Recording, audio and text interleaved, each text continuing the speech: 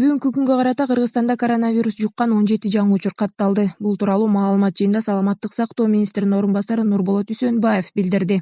20-жылдын 16-апрелине карата республика боюнча тастыкталган COVID-19 инфекциясынын жаңы 17 учуру катталды. Бишкек шаарынан 5, Ош областында 1, Нарын областында 11. Кыргызстанда тастыкталган COVID-19 инфекциясынын жалпы 466 учуру катталды.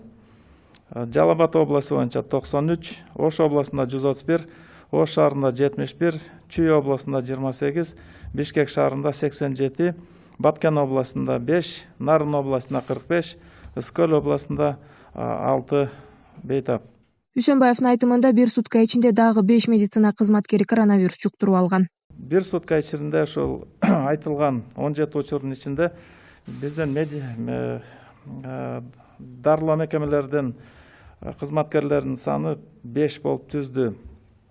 Айта кетиш керек, жалпы ошо анализдеп келгенде ошо медициналык кызматкерлерден дарыгерлер 29 ошо жугузуп алды.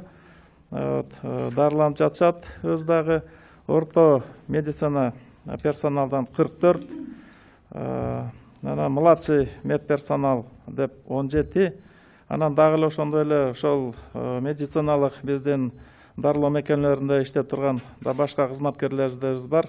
Булардын саны 14 жугузуп алып, жалпы жана 104 ошол адам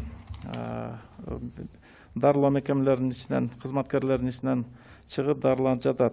Белгилүү болгондой, учурда ооруканада 370 адам дарыланып жатат. Алардын ичинен 4 бейтап жандандыруу бөлүмүндө. Ошондой эле акыркы суткада 13 адам айыгып ооруканадан чыгарылган. Өткөн сутка ичинде биздин ооруканалардан жалпы 13 бейтап сакайып чыгып, үйлөрүнө чыгарылды.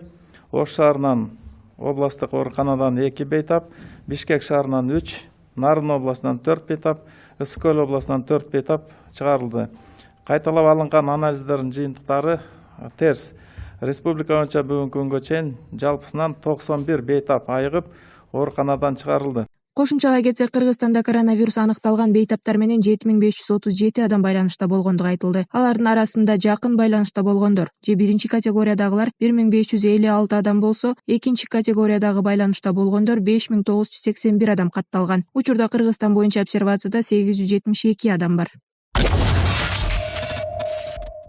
Бишкекте бүгүн эртең менен болжол менен саат 6:20 Көлбаев, Лермонтов көчөлөрүнүн кесилишинде Лада Приора менен Mercedes-Benz Sprinter унааларынын катышуусунда жол кырсыгы болду. Окуя жериндеги видеону Facebook колдонуучу Болот Ибрагимов жүктөгөн. Видеодо жеңил унаа милициянын кайгылуу кызматына таандык экенин көрүүгө болот.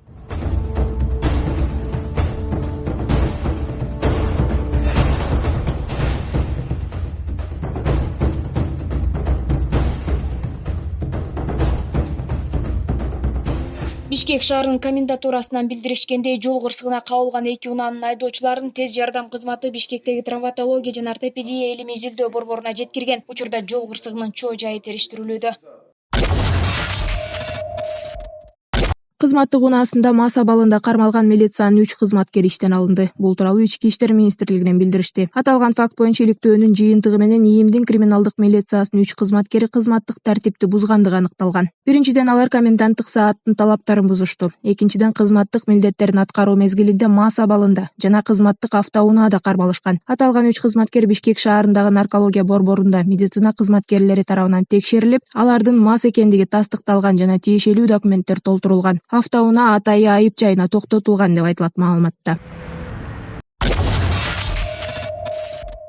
Бишкекте акча салынган терминалды урдап кеткен 3 адам үй камагына чыгарылды. Мындай чечимди Свердлов райондук соту 14-апрелде чыгарган. Белгилей кетсек, 6-апрелде Свердлов райондук ички иштер башкармалыгына баасы $1,500 терминалдын ээси кайрылып, белгисиз бирөөлөр ичинде 61 500 сом салынган терминалдын көтөрүп кеткенин айтып, арыз менен кайрылган. Факт кылмыштар менен жоруктардын бирдиктүү реестрине катталып, сотко чейинки териштирүү башталган. 13-апрелде бул ишке шектүү катары 3 киши кармалган эле. Мамлекеттик чек ара кызматынын мурдагы башчысы Курманкул Матянов Жогорку Кеңештин эл аралык иштер, коргонуу жана коопсуздук комитетинин бөлүм башчысы болуп тайындалды. Тиешелүү буйрукка спикер Дастанбек Жумабеков кол койгонду парламенттин басма сөз кызматы кабарлады. Курманкул Матянов мамлекеттик чек ара кызматын жетектеп турган учурда мамлекеттен пенсияны мыйзамсыз алып жүргөн деген айып менен 2014-жылы кызматтан бошотулган. Ошол эле жылы аскердик соттун чечими менен кайра акталган.